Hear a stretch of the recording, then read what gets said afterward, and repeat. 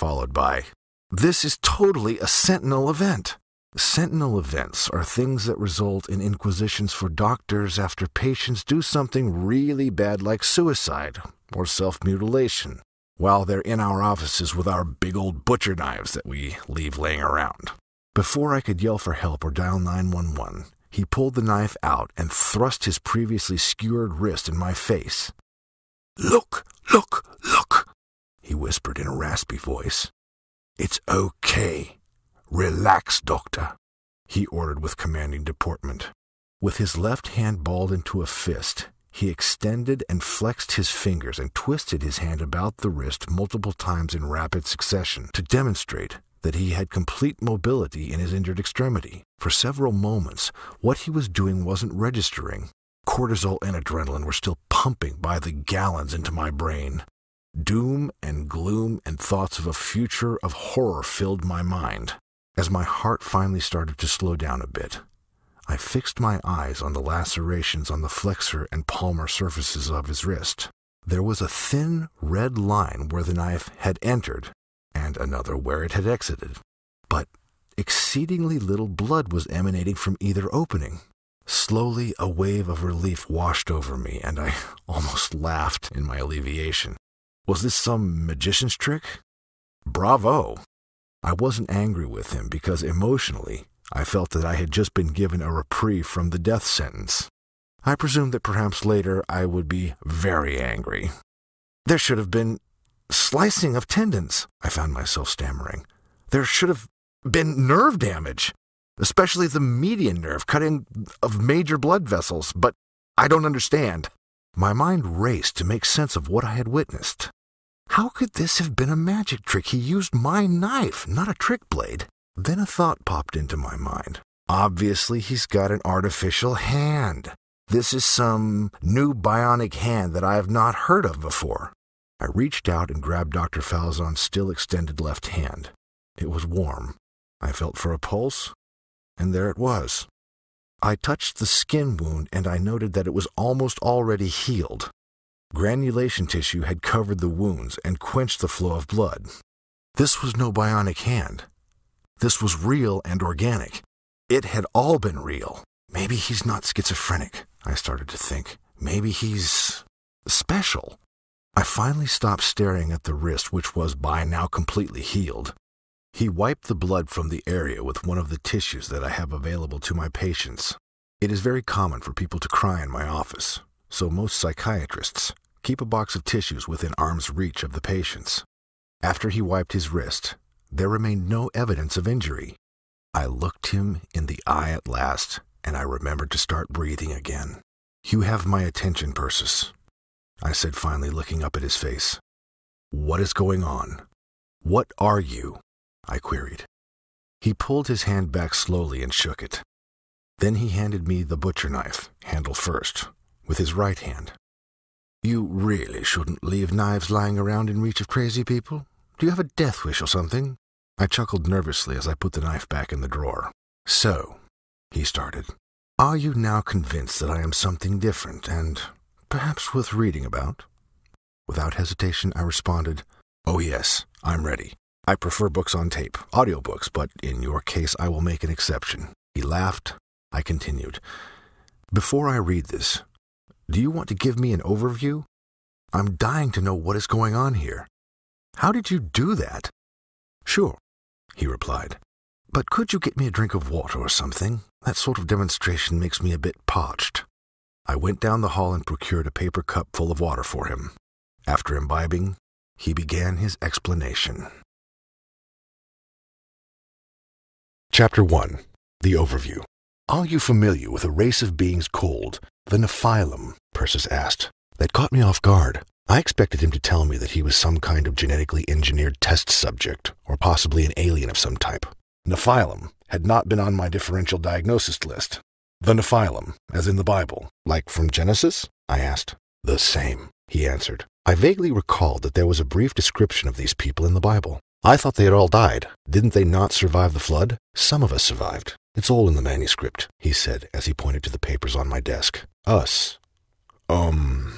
Is that what you're telling me you are? Then I recalled the biggest mystery of the whole Nephilim story. As I recollect, doesn't Genesis describe them as the product of human women and a race called the sons of God? He nodded. Then I suppose you can answer the ancient mystery of who the sons of God were. Were they pre-Adamic hominids, or angels, or demons, or what? I inquired, with a hint of pride that I could discuss a rather obscure topic with some degree of competence. So you believe me? He asked, leaning back in his chair and smiling approvingly. Maybe. I don't know. I'm getting there, maybe. Answer the question, Dr. Falzon, I insisted. As each moment passed, I experienced greater exhilaration with my incredulous situation. A voice in my heart began exclaiming that this was the most momentous experience of my life. Then another voice cautioned me to avoid the slim possibility of being taken in by some kind of con. My mind replayed the knife scene over and over, trying to think of some way that it could have been a trick. I thought, if it wasn't a trick, then there was credibility to his story. But was that even a logical conclusion?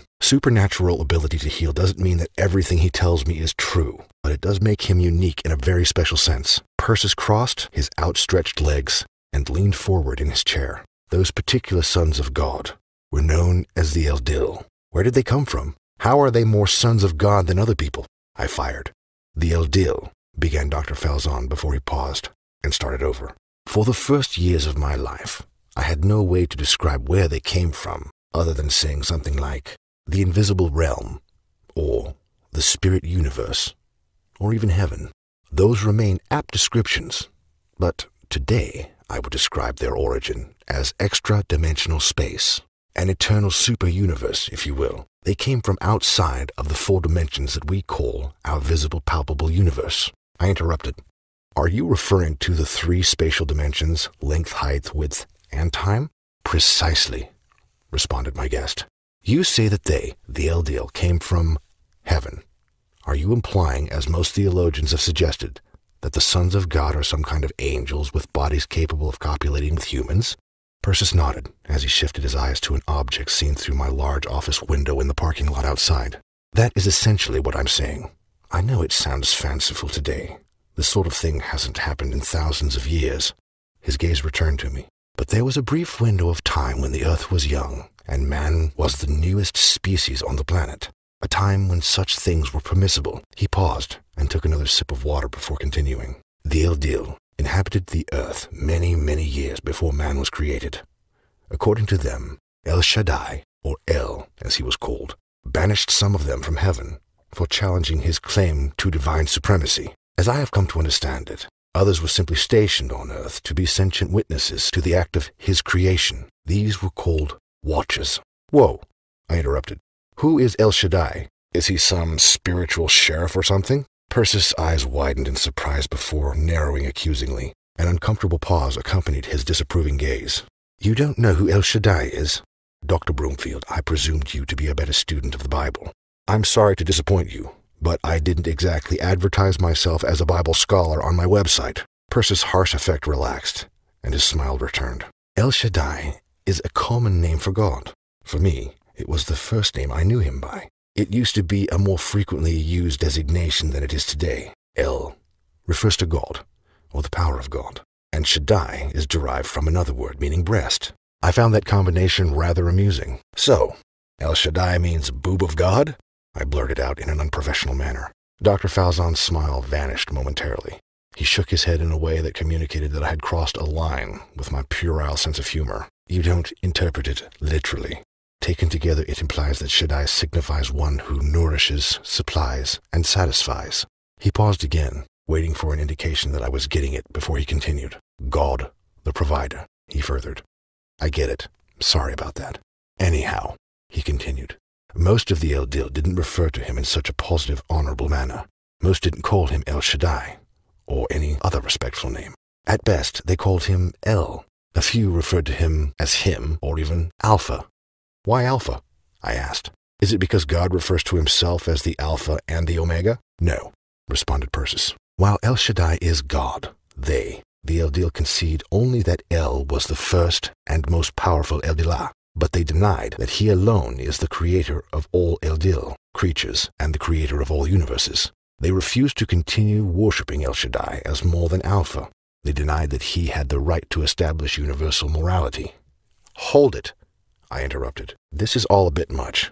Let's back up a bit. If these Eldil are angels, why don't you just call them angels? Why don't they call each other angels? Percy's facial expression again reflected mild disbelief at my apparent ignorance. Dr. Broomfield, angel is a job title. It means messenger. Specifically, it applies to anyone who works as a messenger for El Shaddai. Humans can be angels. It's a job designation. If somebody asks you what kind of creature you are, do you answer, psychiatrist? I get your point, I admitted sheepishly.